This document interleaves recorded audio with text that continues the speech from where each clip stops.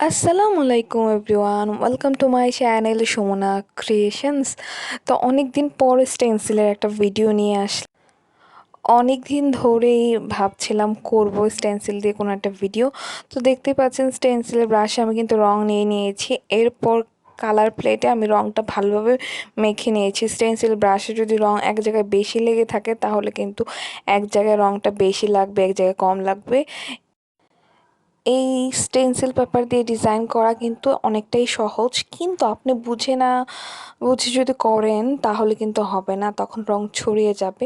এর জন্য প্রথমে পুরাতন কাপড়ে কয়েকবার চেষ্টা করে তারপর কাজ করবেন। আর অবশ্যই ব্রাশের মধ্যে কম রং নেবেন, আর রংটা কালার প্লেটে ভালোভাবে আপনার রেখে, মানে অল্প জাস্ট রংটা ব্রাশে আছে তখন কাজ করবেন। রং যদি ব্রাশে প্রচুর পরিমাণে থাকে তাহলে রং ছড়িয়ে যাবে। স্টেনসিল, রং, পাঞ্জাবি সবকিছু কিন্তু আমাদের পেয়ে যাবেন গার্নিশ উইথ সুমনা, এছাড়া সুমনা ক্রিয়েশনস পেজে। তো চ্যানেলটাকে সাবস্ক্রাইবও করে দিবেন।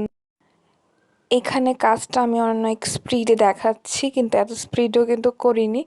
এখানে দেখা যায় আপনাদের টাইমিংয়ের একটা ব্যাপার থাকে, এত বড় ভিডিও কেউ দেখতে চায় না, এর জন্য স্পিডটা বাড়িয়ে দিলাম ভিডিওর।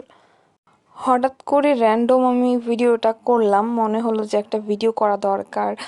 তো দেখতেই পাচ্ছেন যে এই ডিজাইনটাও আমি র্যান্ডমই নিয়েছি, কোনো চিন্তা ভাবনা ছাড়া। এইটুক পর্যন্ত করার পরে আমার মাথায় আসলো যে আচ্ছা, ডিজাইনটা যেহেতু করেছি এটা ফিনিশিং কি করা যায়, মানে এরকমই রাখবো। আমি কি এখানে একটা কোণ রেখে এই ডিজাইনটা করব নাকি স্কোয়ার শেপের ডিজাইনটা করব, আমি তখন কনফিউজড হয়ে যাই। আমার মাথায় চিন্তা আসলো যে এটার মধ্যে ওয়াশ করে দিই। একদম বাজে একটা সিদ্ধান্ত ছিল আমার। মোটেও পরে ওয়াশ করার পরে তেমন একটা ভালো লাগেনি। তো দেখতেই পাচ্ছেন ওয়াশ করার পরে ফিনিশিং কেমন এসেছে, দেখতে কেমন লাগছে। তো এরকম মাঝে মাঝে ভুল ডিসিশন সবাই নিয়ে ফেলে আমার মতো। তো সবাই ভালো থাকবেন, সুস্থ থাকবেন। লাভ।